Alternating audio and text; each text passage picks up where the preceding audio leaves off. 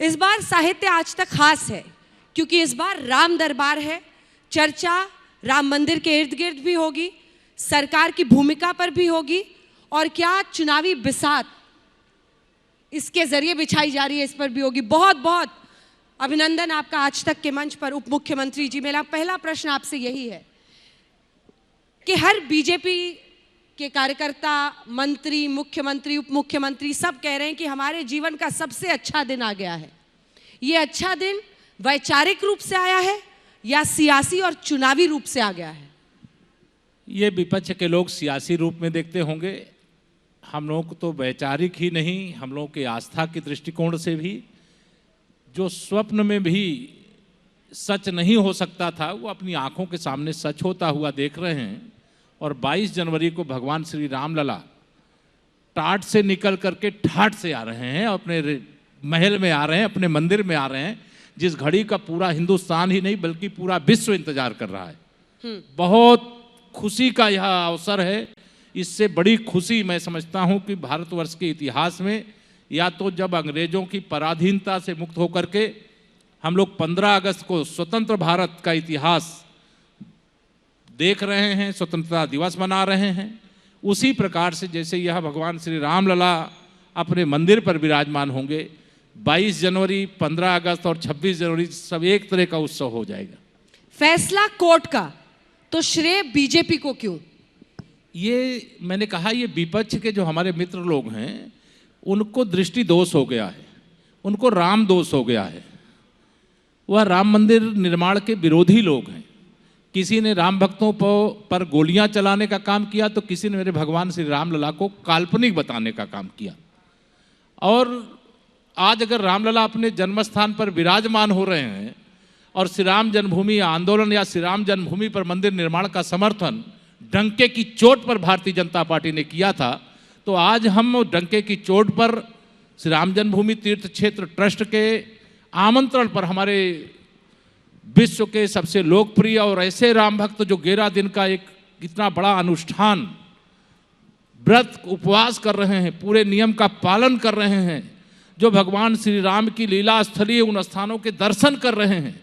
और ऐसे समय में जिन्हें सियासी कुछ दिखाई देता है तो ये उनका दृष्टि दोष हो सकता है, उनको कोई मानसिक रूप से जो राम विरोधी होने का उनका भाव है वो हो सकता है। और गोस्वामी तुलसीदास जी ने श्री रामचरितमानस में कहा भी है कि जाकी रही भावना जैसी प्रभु मूरत देखी तिन तैसी। दूसरा एक और भी चौपाई है जो यहाँ पर मुझे अपने मित्रों के लिए जरूर उल्लेख करना पड़ेगा कि जाको प्रभु दारुण दुख दीना ताकि मति पहले हर लीना। या तो उनकी मति भगवान ने हर लिया है या तो उनकी भावना खराब है, दो ही कारण हो सकते हैं। उप मुख्यमंत्री जी वो कह रहे हैं कि ये संघ और बीजेपी का उत्सव बन गया है, उनका समारोह बन गया है, इसीलिए विपक्ष के नेता चाहे कांग्रेस के मल्लिकार्जुन खड़गे, सोनिया गांधी, अधीर रंजन चौधरी, ममता बनर्जी, लालू प्रसाद यादव, शरद पवार सब कह रहे हैं हम बाद में आएंगे, हम बीजेपी के समारोह में नहीं आएंगे।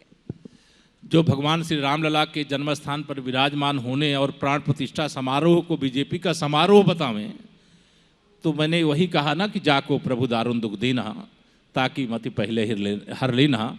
इस समय पूरा भारत राममय है। सभी लोग 22 जनवरी का इंतजार कर रहे हैं और पूरे हिंदुस्तान के किसी कोने से कोई कितनी बड़ी अगरबत्ती लेकर के आ रहा है, कोई तेल का दीपक लेके आ रहा है, कोई ध्वज लेकर के आ रहा है, कोई भगवान राम के लिए ही एक ऐसा साड़ी बना करके रखा, सारा अपना तिरोहित कर दिया गंगा मैया की, दूसरी कुछ नहीं, केवल भगवान श्री राम जी के लिए।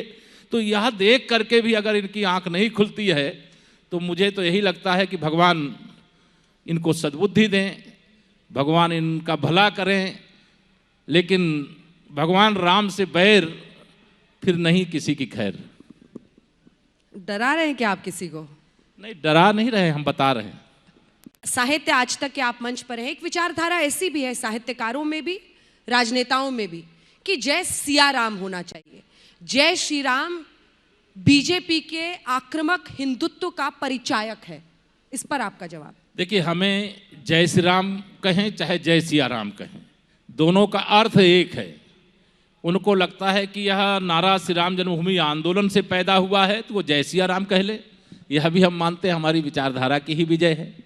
और यह भी हम मानते हैं कि आज जो कभी रामलला के मंदिर की ओर जाना नहीं चाहते थे, आज वो कह रहे हैं हम प्राण प्रतिष्ठा समारोह के बाद आएंगे।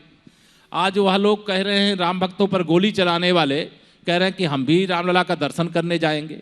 तो ये तो बीजेपी की वैचारिक जो विजय है, इसको मैं मानता हूँ कि हमने जो रास्ता चुना था वही रास्ता सही था, यह लोग जिस रास्ते पे थे वह रास्ता गलत था। अखिलेश जी का नाम आप जानबूझकर नहीं ले रहे हैं या? मैं अखिलेश यादव जी का नाम नहीं ले रहा हूँ, ऐसा नहीं, मैं श्री अखिलेश यादव जी का भी नाम ले रहा हूँ, श्री राहुल गांधी जी का भी नाम वो कह रहे हैं जाएंगे, बाद में जाएंगे। 22 जनवरी 2024 दोबारा आएगी क्या? रामलला का प्राण प्रतिष्ठा समारोह दोबारा होगा क्या? तिरपाल और टाट की कह लीजिए कि छाया से निकल करके भव्य मंदिर में क्या 22 जनवरी दोबारा आकर के विराजमान होंगे क्या? ये निमंत्रण तो कुछ गिने चुने लोगों को गया था और वह सौभाग्यशाली थे कि उनको ट्रस्ट ने निमंत्रण दिया था और उस निमंत्रण को ठुकराया। क्या यह जैसे निमंत्रण ठुकराए हैं ऐसे कोई रोजा अवतार की पार्टी होती उसे ठुकराते क्या?